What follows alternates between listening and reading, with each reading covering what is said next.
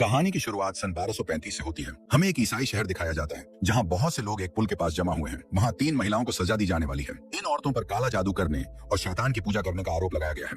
यह वह टाइम था जब महिलाओं पर ऐसे आरोप लगाकर उन्हें पनिशमेंट दी जाती थी। सोल्जर उन 3 महिलाओं के गले में रस्सी डाल देते हैं। वहां खड़ा पिस्ट, जिसके हाथ में एक पुरानी किताब है, उनसे कहता है कि अगर तुम सब अपने गुनाह कबूल कर लो तो तुम्हारी आत्मा को माफी मिल जाएगी। उनमें से एक महिला, जो बहुत जोर जोर से रो रही थी और अपनी जान की भीख मांग रही थी, वह कहती है, हाँ, मैं एक्सेप्ट करती हूँ कि मैंने शैतान की पूजा की और काला जादू करने की कोशिश की। दूसरी महिला कहती है, मैंने सिर्फ दवाइयां बनाकर भेजी, मैंने कभी भी काला जादू नहीं किया। लेकिन जो तीसरी महिला थी, उसे बिल्कुल भी डर नहीं था। उसने पादरी की ओर देखते हुए कहा, तू नरक में जलेगा। इसके बाद उन तीनों महिलाओं को फांसी दी जाती है और उनकी लाशों को पानी में डुबो दिया जाता है। इसके बाद वहां मौजूद सभी लोग जाने लगते हैं। तब फादर सिपाहियों से कहता है, हम इन्हें ऐसे नहीं छोड़ सकते, हमें इन लाशों को बाहर निकालना होगा ताकि मैं अपनी सालों पुरानी किताब से मंत्र पढ़कर इनकी आत्माओं को शुद्ध कर सकूं। लेकिन सिपाही कहते हैं, अब यह दोबारा जिंदा नहीं होंगी, और वहां से चले जाते हैं। पादरी को इस श्राप के बारे में पता था, इसलिए रात में वो अकेले ही उन बॉडीज को एक एक करके पानी से बाहर निकालने लगता है और उन पर मंत्र पढ़कर शुद्धिकरण करने की कोशिश करता है। सेकंड बॉडी थोड़ा बहुत रिएक्ट करती है और शांत हो जाती है। लेकिन जब वह तीसरी लाश को बाहर निकालने जा रहा होता है तो लाश का वजन इतना ज्यादा होता है कि पादरी खुद पानी में गिर जाता है। जैसे ही वह पानी से बाहर निकलने की कोशिश करता है तो कोई उसका पैर पानी के अंदर खींचने लगता है। वह ऊपर आकर देखता है कि तीसरी लड़की जिंदा हो जाती है और शैतान के रूप में अपने पावर से उसकी किताब को जला देती है और पादरी को उसी पुल से फांसी पर लटका देती है। यहीं से सीन कट होता है। इसके बाद स्टोरी सन 1332 की दिखाई जाती है, जहां हमें दिखाया जाता है कि ईसाई धर्म पूरी दुनिया में फैल रहा है और इसके साथ ही बड़ी बड़ी लड़ाइयां हो रही हैं। इन्हीं लड़ाइयों में 2 ईसाई योद्धा भी शामिल थे। ये दोनों बहुत ही अच्छे फ्रेंड थे। एक का नाम था बेहमन और दूसरा था फिल्सन। ये दोनों बहुत ही ताकतवर योद्धा थे और कई सालों तक धर्म के नाम पर युद्ध करते रहे। इन्होंने कई लड़ाइयां लड़ी थीं और आज तक कभी हार नहीं मानी थी। सन 144 में स्मिर्ना की जंग के दौरान ये लोग एक शहर पर हमला करते हैं और उसे अपने कब्जे में ले लेते हैं। लेकिन इसी दौरान बेहमन की तलवार से गलती से एक मासूम लड़की की जान चली जाती है। ये देखकर उसका दिल पिघल जाता है और वह आसपास देखता है कि वहां कहीं बच्चों और औरतों की जान जा चुकी है और वह अपनी लड़ाई वहीं रोक देता है। बेहमन कहता है कि मैंने ईश्वर के लिए लड़ने की शपथ ली थी, बच्चों और मासूमों का कत्ल करने की नहीं। लेकिन ग्रैंड मास्टर गुस्से में जवाब देते हैं कि तुम वही करोगे जो चर्च की मर्जी होगी, तुम एक मामूली सिपाही हो। ईश्वर की आवाज मेरे कानों में गूंजती है। इस पर बेहमन गुस्से में कहता है, शायद वह ईश्वर की आवाज नहीं है जो तुम्हारे कानों में गूंज रही है। बेहमन और फेल्सन चर्च की यूनिट को छोड़ने का फैसला कर लेते हैं। ग्रैंड मास्टर उन्हें धमकी देता है, तुम दोनों ऐसे यहाँ से नहीं जा सकते, तुम्हें अपनी शपथ को पूरा करना होगा। लेकिन कोई भी उन्हें रोकने की हिम्मत नहीं कर पाता। दोनों वह जगह छोड़ देते हैं और बाकी बन जाते हैं, क्योंकि उन्होंने चर्च के नियम तोड़ दिए थे। इसके बाद 1 महीने तक वे अपने लिए कोई नया ठिकाना ढूंढने में लगे रहते हैं। फिर एक दिन जब ये लोग समंदर के किनारे से गुजर रहे थे तो इन्हें कुछ मवेशी बिना चरवाहे के भटकते हुए मिलते हैं। आगे चलकर इन्हें एक घर नजर आता है।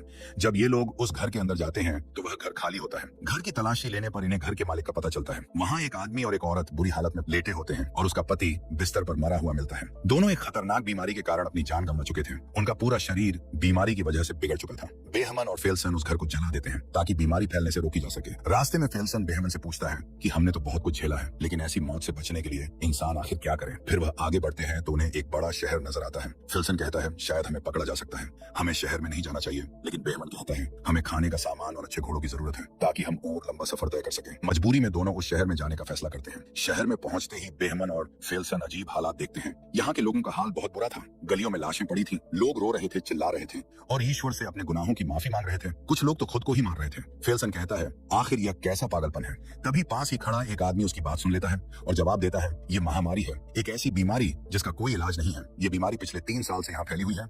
इसकी वजह से हर 4 में से 3 आदमी मर रहे हैं। उस आदमी का नाम इकबाल था। वो दोनों से पूछता है, आखिर तुम लोग कौन हो? बेहमन जवाब देता है, हम मुसाफिर हैं और हमें इस बारे में कुछ भी पता नहीं था। दोनों ईसाई योद्धा थे, लेकिन इन्हें कोई नहीं पहचानता। जब ये लोग घोड़े खरीदने की कोशिश करते हैं तो वहाँ एक आदमी बेहमन की तलवार देख लेता है। ये तलवार नाइट्स की होती थी। जैसे ही यह बात फैलती है, जिससे शहर के सिपाहियों को खबर मिल जाती है कि ये दोनों असल में नाइट्स हैं और जंग से भागे हुए हैं, तो सिपाही इन दोनों को पकड़ने आते हैं। बेहमान और फेल्सन उनसे लड़ते हैं, लेकिन आखिरकार ये दोनों हार मान लेते हैं। लेकिन इन्हें जेल में डालने की बजाय पिस्ट के द्वारा किंग के पास लाया जाता है।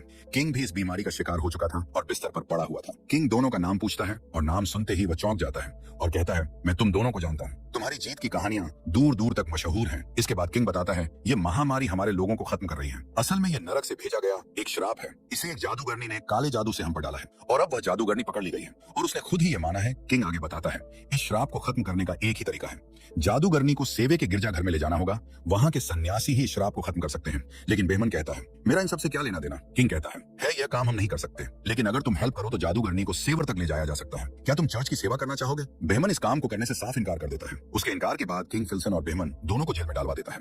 उसी काल कोठरी में एक लड़की भी थी। जब ये दोनों उसे देखते हैं तो फिल्सन पूछता है, क्या यही वह चुड़ैल है? बेहमन जवाब देता है, ये तो बिल्कुल चुड़ैल जैसी नहीं लगती। रात को बेहमन एक बुरा सपना देखता है जिसमें वह एक मासूम औरत की जान ले रहा था। जब वह आंखें खोलता है तो देखता है कि वह लड़की जो रो रही थी उसकी कमर पर जख्म के निशान थे, जैसे किसी ने उसे बहुत मारा हो। यह देखकर बेहमन का इरादा बदल जाता है। वह चर्च के लिए नहीं बल्कि उस लड़की के लिए इस मिशन पर जाने का फैसला करता है ताकि वह उसकी जान बचा सके। अगले दिन वह प्रीस्ट से मिलते हैं और कहते हैं, हम तुम्हारी मदद करेंगे, लेकिन इस लड़की के साथ इंसाफ होगा और हम पर जो भी इल्जाम लगे हैं उन्हें हटाना होगा। इस यात्रा में उनके साथ एक नामी सैनिक भी शामिल हो जाता है और पादरी भी। पादरी के पास एक नक्शा होता है, लेकिन यह काफी लंबा सफर था और यह पहाड़ियों के बीच से गुजरता था जहाँ गिरजाघर स्थित था। बेहमन और फेल्सन सिर्फ नक्शे पर ही भरोसा नहीं कर सकते, इसीलिए वे किसी ऐसे शख्स की तलाश करते हैं जो पहले वहां जा चुका हो और वापस भी आ चुका हो, कोई ऐसा जिसे रास्ता याद हो। पादरी उन्हें एक कैद किए गए आदमी के पास ले जाता है जिसे धोखाधड़ी के जुर्म में पकड़कर जेल में डाला गया था। बेहमन उसे एक सौदा करता है, अगर तुम हमें सेवर तक ले जाओ तो तुम्हारे ऊपर लगे इल्जाम खत्म कर दिए जाएंगे। वह इसके लिए तैयार था। अब वे सफर पर निकल जाते हैं। साथ में पादरी और एक सैनिक भी था और रास्ता दिखाने वाला एक आदमी भी था। सलाखों से बनी एक बग्घी में वे लड़की को ले जाने वाले थे। जब ये लोग उसे लेने के लिए काल कोठरी में जाते हैं तो वह उन पर हमला कर देती है, लेकिन फेल्सन उसे बेहोश कर देता है और फिर उसे लेकर जाते हैं। जैसे ही वे शहर से बाहर निकलते हैं वहां के किंग की भी मौत हो जाती है। चलते चलते वह आदमी जो रास्ता दिखा रहा था लड़की को देख रहा था तो वह पादरी से पूछता है, क्या यह हमें धोखा दे सकती है? पादरी उसे समझाता है, अपना ध्यान कहीं और लगाओ, ये तो सिर्फ तुम्हें डराने की कोशिश कर रही है। अकाट कहता है, तुम्हें कैसे पता कि यह लड़की जादूगरनी है और श्राप देने वाली भी यही है? पादरी कहता है, ये गांव में मिली थी, ये कुछ ऐसी बातें कर रही थी जिसे कोई भी नहीं समझ पा रहा था और जैसे ही इसे हमारे शहर में लाया गया 7 दिन बाद महामारी फैल गई। जहाँ से भी यह गुजरी वहाँ का यही हाल हुआ। अकाट कहता है, हमारे गांव में किसी भी लड़की के आने की खबर नहीं सुनी, फिर भी वहाँ महामारी आई है। चलते चलते बेहमन और फेल्सन के बीच भी बातचीत होती है। फेल्सन कहता है, कोई हमारा पीछा कर रहा है, इसलिए वह रुकने का फैसला करते हैं। जब वे रुकते हैं तो उसे पकड़ लेते हैं। बेहमन उसका नकाब उतारता है तो पादरी कहता है, यह किंग के यहाँ काम करने वाला एक मुलजिम है, इसका नाम के है। बेहमन कहता है, अच्छा यही होगा कि तुम यहाँ से चले जाओ, लेकिन के कहता है, नहीं, मैं तुम लोगों के साथ जाना चाहता हूँ, तुम सबकी सेवा करना चाहता हूँ, बदले में आप मुझे एक नाइट बना देंगे। फेल्सन उसकी हंसी उड़ाता है, लेकिन फिर कुछ देर बाद एक लड़ाई होती है जिसमें वह फेल्सन को हरा तो नहीं सकता, लेकिन उसका डटकर मुकाबला करता है। इस बात से बेहमन उससे प्रभावित हो जाता है और उसे अपने साथ इस सफर में शामिल कर लेता है। को बेहमन और फेल्सन के द्वारा की गई लड़ाइयों की तारीफ करता है। जब बेहमन लड़की को खाना और कंबल देने जाता है तो वह लड़की उसे कहती है, तुम बाकी सबकी तरह नहीं हो, तुम अच्छे इंसान हो। फिर वह पूछती है, सवेर में मेरे साथ क्या होगा? बेहमन जवाब देता है, इंसाफ होगा। तभी लड़की उसे कहानी सुनाती है। हमारे गांव में एक लड़की पर काले जादू का इल्जाम था। लोगों ने उसकी जेबों में पत्थर भर दिए और उसे पानी में डुबो दिया। उन्होंने कहा था कि अगर यह औरत डूबी तो यह एक इंसान है और अगर नहीं डूबी तो यह एक चुड़ैल है। वह लड़की नहीं डूबी तो लोगों ने उसे जिंदा जला दिया। बेहमन उसे भरोसा दिलाता है, तुम्हारे साथ ऐसा कुछ नहीं होगा, और साथ ही वह पादरी की तरफ इशारा करती है। बेहमन पूछता है, क्या पादरी ने तुम्हें चोट पहुंचाई? लड़की सिर हिलाकर जवाब देती है, हाँ।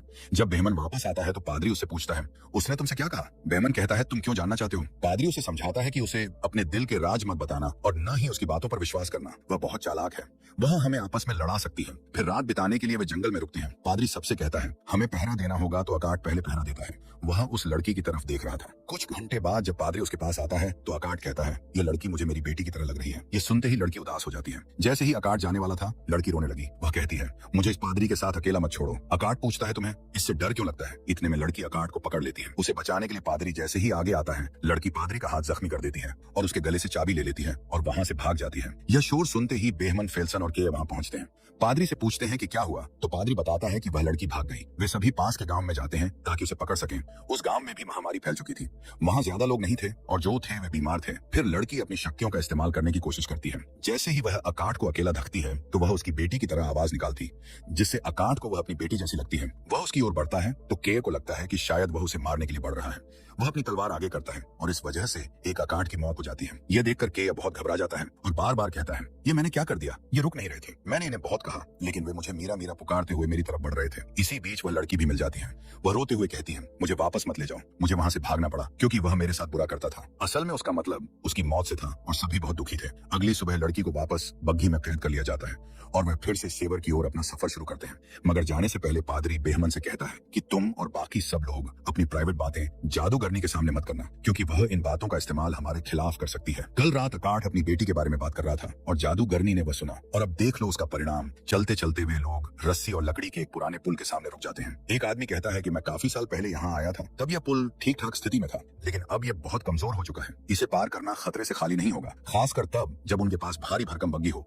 फिर भी वे पुल पार करने का फैसला करते हैं और बग्घी को रस्सी से बांधकर धीरे धीरे आगे बढ़ाते हैं। इस दौरान पुल टूटने लगता है और के मरते मरते बचता है, लेकिन लड़की उसकी जान बचा लेती है। किसी तरह वे पुल पार कर लेते हैं, लेकिन जैसे ही वे दूसरी तरफ पहुंचते हैं पुल पूरी तरह टूट जाता है। पुल पार करने के बाद वे एक खतरनाक जंगल में दाखिल हो जाते हैं, जहां रास्ता बिल्कुल भी साफ नहीं दिख रहा था। मजबूरी में वे जंगल में रात बिताने का फैसला करते हैं। रात में के लड़की के पास जाता है और उसे धन्यवाद देता है कि उसने पुल पर उसकी जान बचाई, लेकिन इतने में बेहमन वहां आ जाता है। लड़की बेहमन से ऐसी बातें करने लगती है जिससे बेहमन को उस पर शक होने लगता है। रात के बीच में बेहमन की नींद खुल जाती है क्योंकि वह एक बुरा सपना देख रहा था। जागने पर वह देखता है कि एक आदमी हथियार लेकर बग्गी के पास खड़ा है। बेहमन उसे देखकर चौंक जाता है और वह कहता है, इसकी वजह से हम सब मारे जाएंगे, इसे मार डालो, इससे छुटकारा पाओ, कोई हमें नहीं रोकेगा। तभी फेल्सन वहां आता है और उस आदमी के हाथ से हथियार छीन लेता है। उसी समय लड़की उनकी बातें सुन रही होती है और अचानक वह भेड़ियों जैसी आवाजें निकालने लगती है। इससे पहले कि कोई कुछ समझ पाता, भेड़िया उन पर हमला कर देते हैं। पहले तो वह सब मिलकर भेड़ियों का सामना करते हैं और उन्हें मार देते हैं, लेकिन उन्हें एहसास होता है कि काफी सारे भेड़िए उनकी तरफ बढ़ रहे हैं, तो वह सभी वहां से भागने का फैसला करते हैं।